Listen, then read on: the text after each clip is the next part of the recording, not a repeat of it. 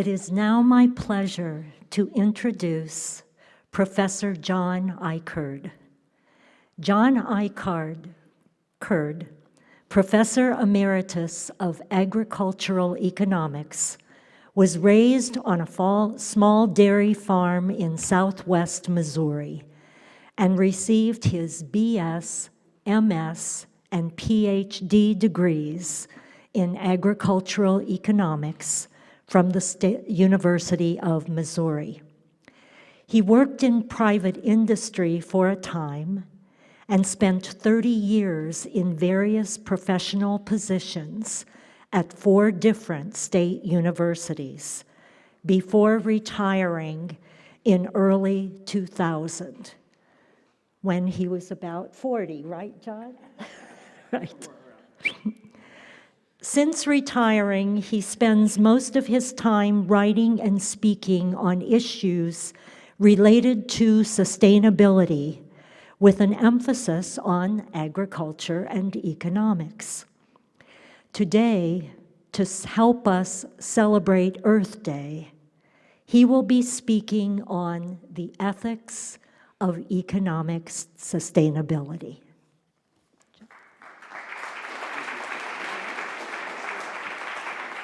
Thank you. Thank you. I appreciate the opportunity to be here with you today in a beautiful building and a beautiful morning, beautiful music. I want to particularly express my thanks to Bob and Kathy Pickard, who hosted me in their house last night in a wonderful dinner party, so it really made me feel welcome here. But I appreciate the opportunity to be with you. So I'm going to talk about the ethics of economic sustainability, is what you've heard kind of my background. Well, about 10 years ago, I wrote a book that was called The Essentials of Economic Sustainability. And in that book, I dealt with basic fundamental principles of what I consider to be economic sustainability. It actually came from notes that I had developed for short courses I was teaching in China and in Poland at that time. And so I just stuck with the principles rather than examples or references and so on. But I started off that book with the basic question of sustainability. The question of sustainability, for those of us that take it seriously, is how do we meet the needs of the present, meaning all of us in the present, and do it in such a way that we leave equal or better opportunities for those people of the future. Now, sustainability, I got involved in it in the late 80s, and it's kind of become a buzzword. It's hung on, and it's been so abused and misused and misinterpreted. I think a lot of it is basically intentionally by people that don't want to address that question. They don't want to ask, how can we meet the needs of the present without diminishing opportunities of the future? But I think you hear sustainability come up over and over again because among the general population, there's an awareness of what it actually means, and there's a growing awareness that what we're doing now simply isn't sustainable, which means we can't continue doing it indefinitely. If you look at sustainability in the Webster Dictionary, it's a generic term. It talks about means and methods of using resources without depleting or permanently damaging their usefulness. And that's basically what sustainability means. It says, how do we use the resources of the earth in ways that meet our needs in the present, but do it in such a way that we don't damage or deplete the usefulness of those resources so they'll be there for future generations to meet their needs as well. How do we meet the needs of the present without diminishing opportunities for the future?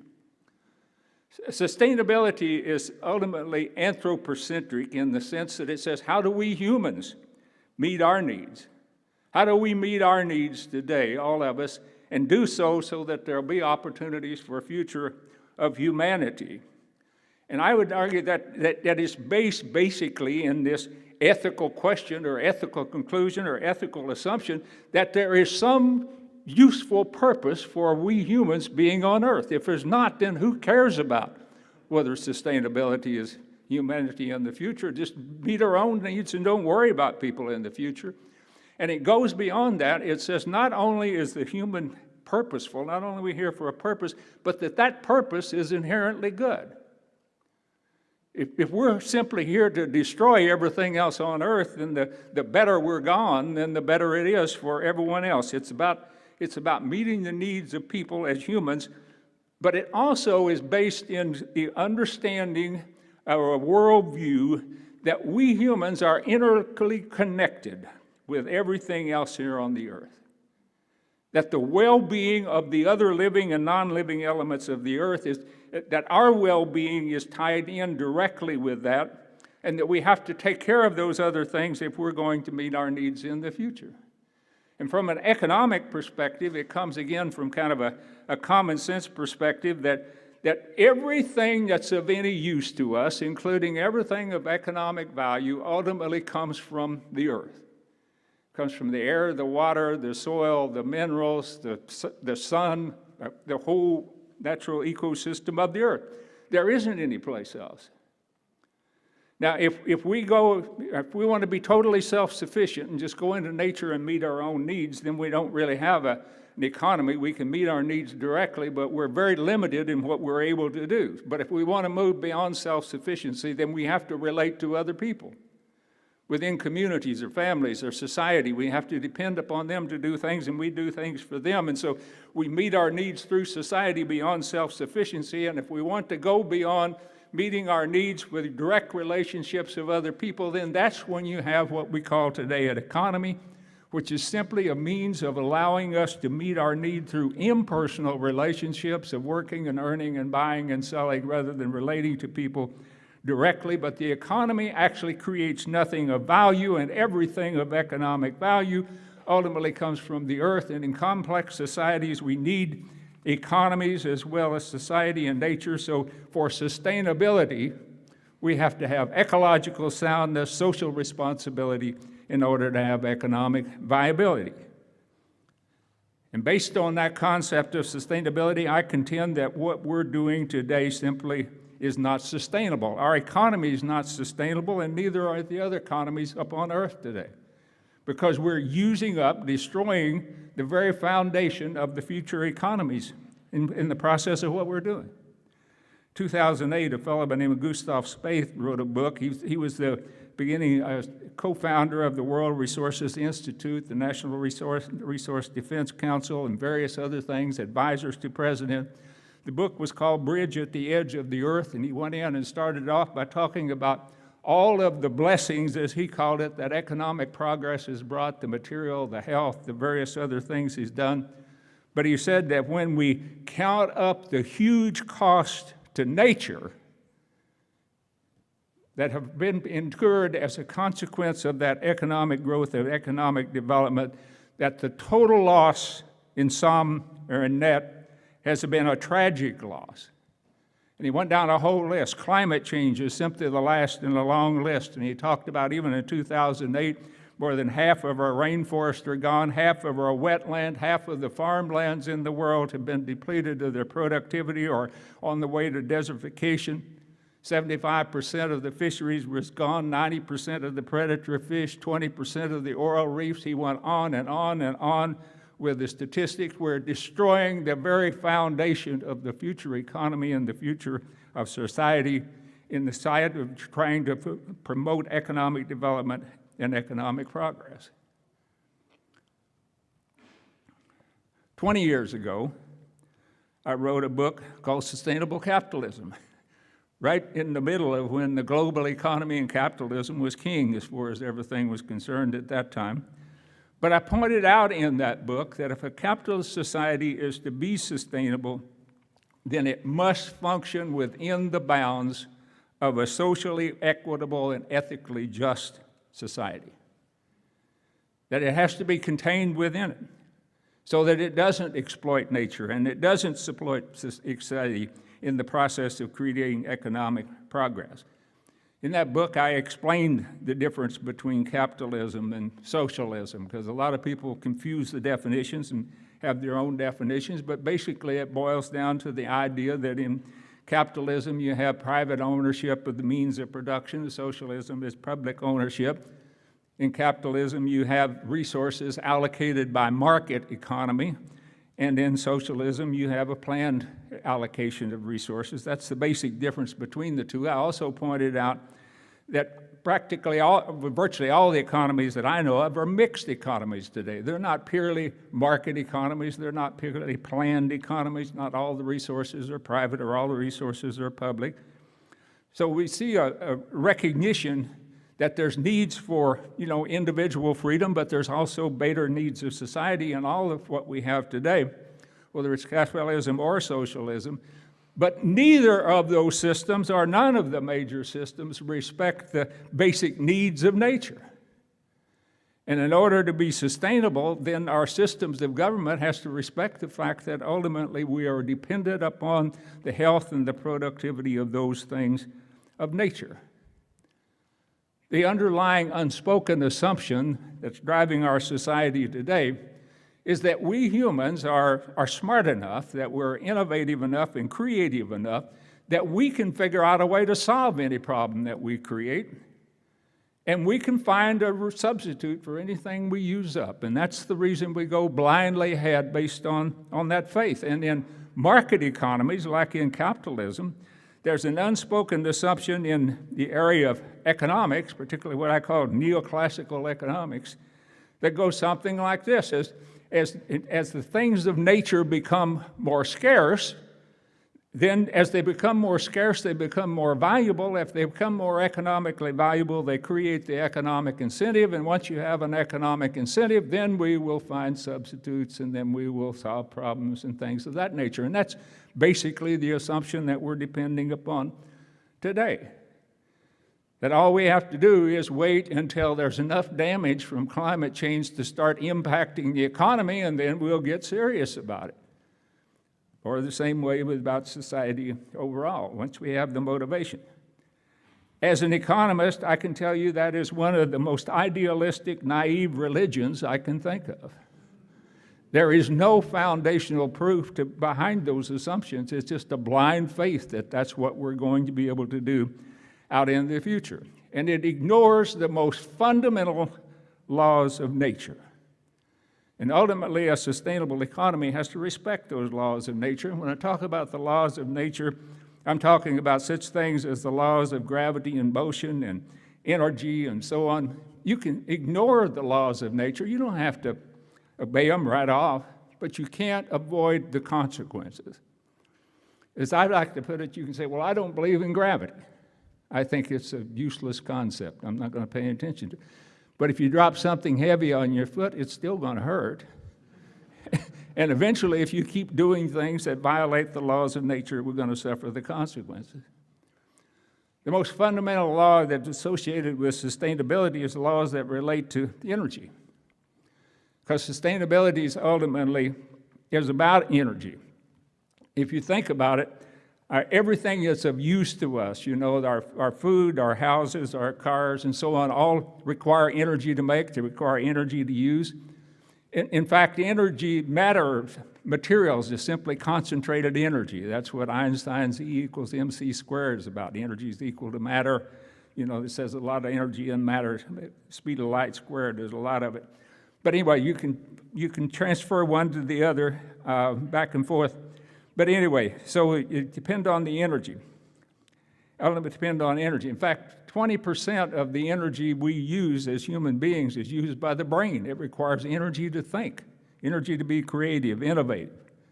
It takes energy for relationships within society. If you want to be a friendship and be a part of a community, it takes energy to do that. So ultimately, it's all dependent upon energy, all of the usefulness, all of the productivity, including all economic value. The first law of thermodynamics, among most basic laws of physics, first law of thermodynamics says that is the law of conservation. It says the energy can't be destroyed or can't be created. You can change the form of it from matter to energy and different forms of it, but you can't destroy it or you can't create it. So it says sustainability is inevitable. You can just continue to use and reuse the energy over and over again to do it as long as you want to, but there's a second law of thermodynamics that says that each time you use energy to do anything useful, then some of the usefulness is lost. And that's what they call the law of entropy. Because when energy is used to do anything useful, it always changes in form. You don't destroy it, but it changes from highly organized, concentrated forms to dissipated, disorganized forms, like when you put gasoline in the center of the car, it dissipates, it explodes, it drives the engine of the car. When you put food in your body, highly concentrated energy, you digest it, the energy goes out. You didn't destroy the energy, but it's less useful than it was before. And you can take energy, you can restore the value of energy, but it takes energy to restore the usefulness of energy. So no matter how efficiently you recycle, reuse, renew, whatever you want to do, then you're slowly using up the usefulness of energy. In fact, the sustainability ultimately depends on solar energy. That's the new infusion of solar energy that we get every day, and we have to use that to offset the usefulness of energy that's lost to the concept of entropy. And that's what sustainability is about. And whenever you assume that we can find a solution for any problem we create and we can find a resource for support anything that we use up, you're simply denying the most basic laws of science when you're doing that. And the law of energy is only one of a whole list I could go down to that we're violating today, totally ignorant of the fact that we're destroying all future prospects for maintaining productivity as we go into the future. We're living in an unsustainable society with an unsustainable economy, and it really all boils down, in my opinion, to the fact that we're totally preoccupied with this individual economic self-interest. We allow it to drive basically everything we do, to take priority over basically everything we do, not individually, but as a society that we are. Even when you look at places like Russia and China, they're willing to sacrifice their society and nature for economic growth and economic progress, and that's what we do here. How often have you heard the phrase, everything boils down to economics? I hear it over and over again. They say, you're never going to convince people to do anything if you don't show them it's more profitable, that there's an economic advantage into it. All boils down to economics, the campaign. It's the economy, stupid, as if that's the only thing that matters. The truth is that's simply not true. Everything doesn't boil down to economics. There are values that are more important than economic values in many circumstances. And economic value is fundamentally different from social and ethical values. And I think this is one of the most important things that I've put in my books, or particularly the last book that I wrote, which I think is critically important to understand. And I can tell you as an economist, economic value is individual. It's about the individual, not community, not family. It simply values the individual.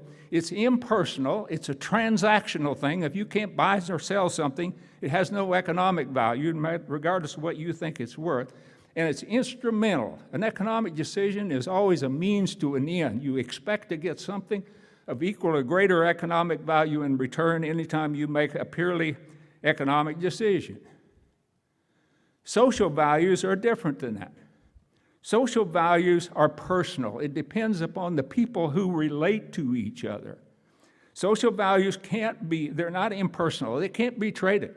You have a relationship with your spouse or a relationship with your children, a relationship with a friend. It may be one of the most valuable things in your life, but you can't sell that to someone else. And you can't see somebody that has a good relationship in their family and say, I want to buy that. You can't buy it. It's personal.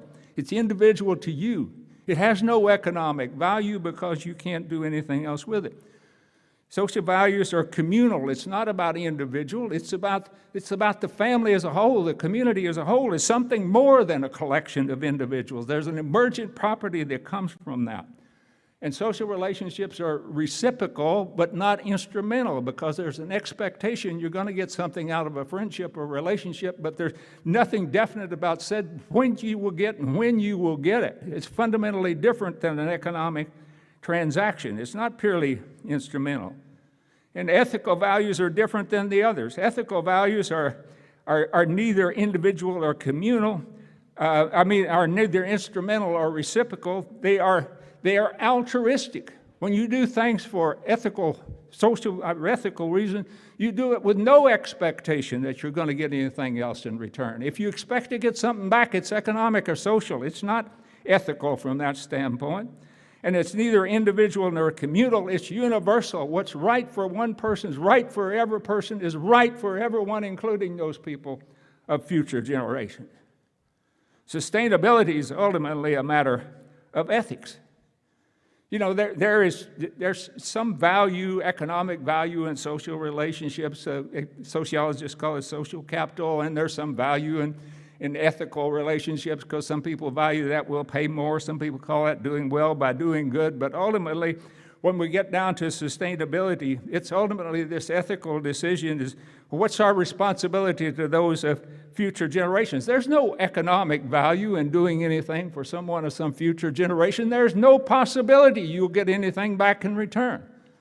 When you get to be my age, if you're making purely economic decisions, your planning horizon better be pretty short, because you're not going to live to see the return. There's no social value in doing something for somebody of future generation. You won't be there to realize any return. You simply do it because it's the ethical and moral right thing to do, to care about other people today and to care about those people of the future.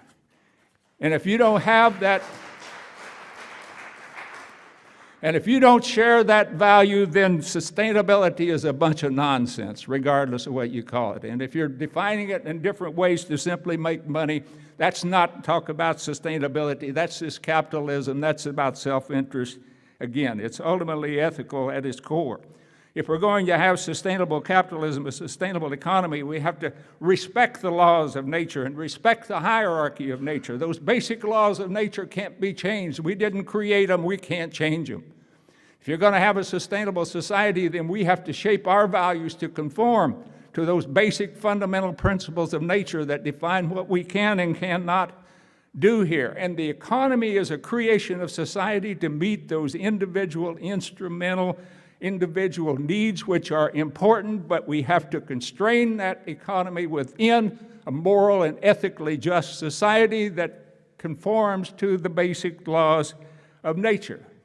And we can do that. We can create a sustainable economy that's resourceful, that's regenerative, that is efficient or resourceful, regenerative and resilient, but by mimicking the way other natural systems work. We are a part of nature, and our economy should reflect nature. Our society should reflect that regenerative process by which nature collects solar energy and continually renews and restores itself when it's within a healthy natural ecosystem. And that's the model I present for a sustainable economy.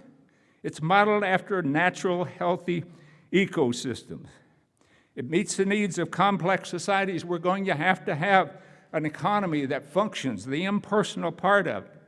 Everything that we do economically is going to have an impact on nature, but everything we do in nature has an impact on something else. It's a matter of making those economic decisions in such a way that those impacts on nature are consistent with the way nature functions in a regenerative, resilient, resourceful living process.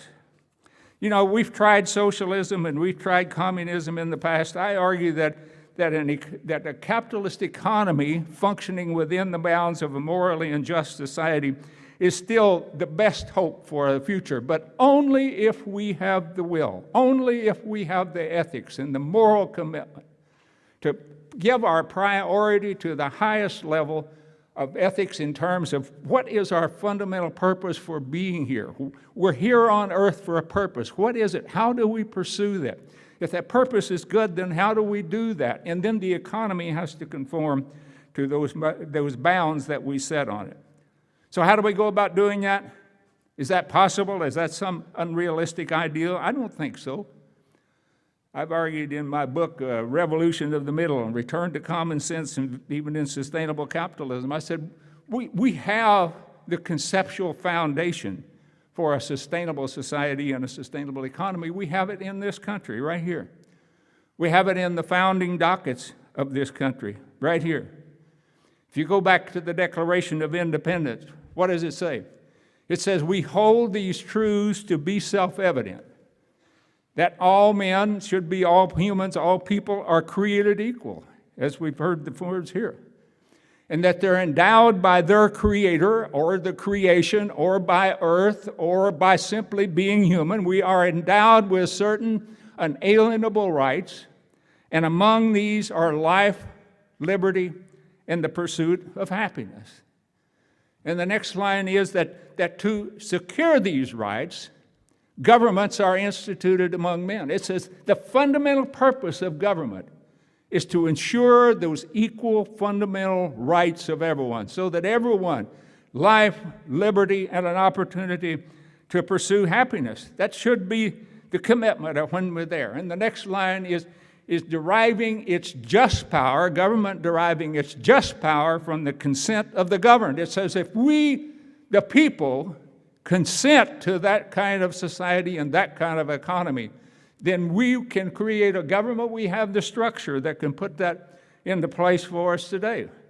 It's a matter of what we consent. Right now, we're consenting to a destructive, exploitive, extractive economy that continues to destroy opportunities for many people today and those into the future. There is nothing in our founding documents about economic self-interest taking priority. If you look at the preamble to the Constitution of the United States, it says again that we, the people of the United States, in order to form a more perfect union, to try to improve on what we have today, to establish justice, to ensure domestic tranquility, to provide for the common defense, to promote the general welfare, and to ensure the blessings of liberty for ourselves and for our posterity. It says we have a responsibility to the future, to the common good, to ethics, to justice, as well as liberty. It's in the founding documents. It doesn't say that the government's responsible to go out and promote economic development and trust the economy is going to take care of everything else. There's nothing about that in there. It says to the extent that we support the economy, it should be for the common good, the public welfare.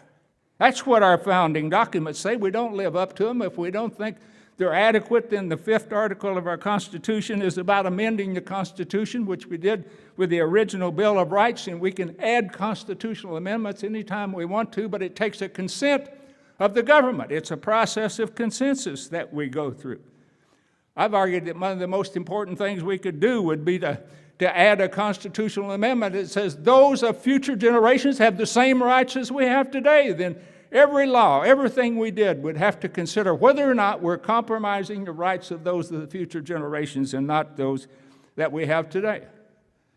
I think we need an economic Bill of Rights that says people have a right to be protected against economic extraction and economic exploitation, and that everybody has a basic right to clean air, clean water, safe and wholesome food, health care, and various other things, so that we have the basic minimums for the pursuit of happiness.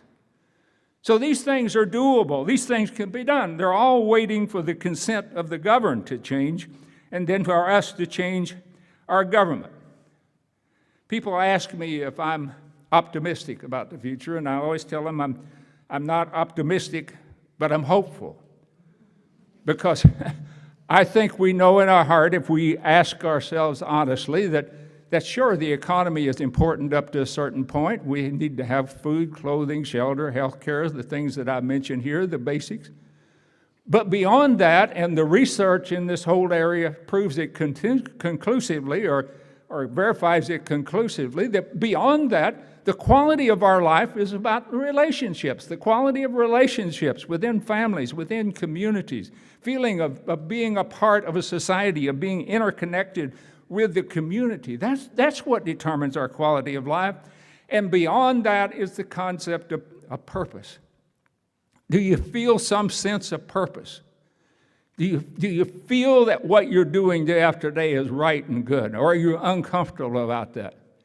And I think if you ask yourself, you know that in our personal life, that is what it's about. That's quality of life. That's what we're looking for, is to find some sense of purpose for what we do each day has meaning, because we have a sense that it's right and good, and we have relationships with other people that are positive within families and within communities, and that our basic needs are met.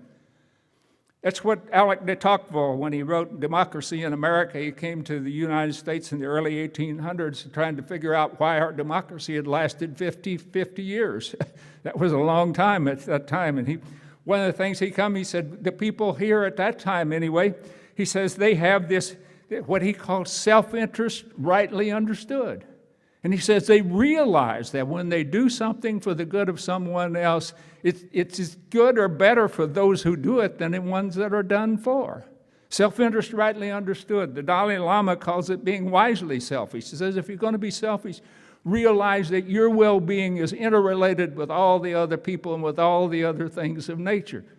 If we need to pursue that self-interest, let's make it being wisely selfish. That's self-interest understood. That's all we have to do. All we have to do is take what we know in our heart and right and good for us and express it in our work and workplace, in the businesses, in our government, and in our society as a whole.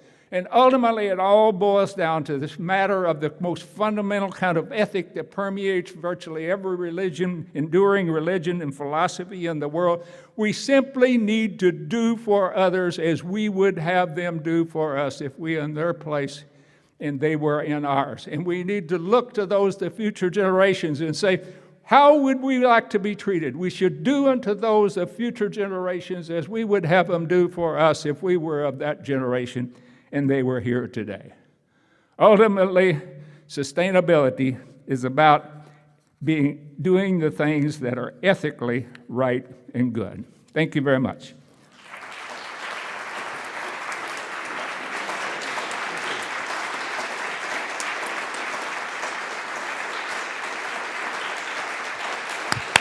Bravo.